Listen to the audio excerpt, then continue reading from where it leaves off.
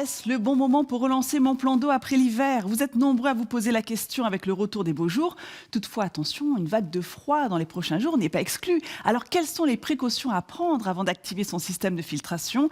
Eh bien, on en parle tout de suite avec Pierre-François Danse, jardinier. Bonjour Pierre-François. Bonjour. Magnifique plan d'eau juste derrière vous. Alors justement, à quel moment on doit le Merci. relancer, ce plan d'eau? La meilleure période pour relancer son plan d'eau, c'est le printemps, c'est quand on commence à tondre, c'est quand la nature reprend vie. Et donc, c'est vraiment maintenant qu'on peut relancer son plan d'eau. Et en cas de gelée tardive, alors quelles sont les précautions à prendre pour éviter d'avoir trop de dégâts? Ça dépend un petit peu à quelle période. Donc, en hiver, il faut protéger son bassin des grosses gelées. Il existe sur le marché des dispositifs qui vont permettre de protéger que toute la surface du plan d'eau gèle. Après, à cette période, c'est pas une petite gelée nocturne qui va donner du risque au plan d'eau et il n'y aura aucun problème, à part pour les feuillages ou si certaines personnes ont acheté des plantes annuelles, il faudra peut-être éventuellement les protéger, mais pour la plupart des plantes indigènes, aucun problème.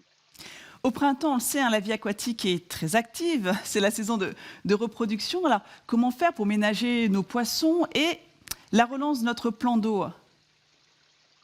En général, ce qu'on conseille, c'est de commencer tout d'abord par une analyse d'eau avant de relancer son bassin au printemps, de passer un petit coup d'épuisette, un petit coup d'aspirateur pour nettoyer les feuilles qui seraient éventuellement tombées en hiver dans le bassin de jardin.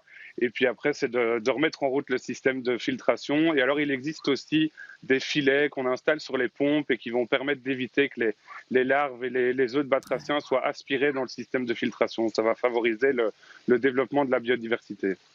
Merci beaucoup Pierre-François pour tous ces précieux conseils. Bonne journée à vous. Avec plaisir. Bonne journée. Au revoir.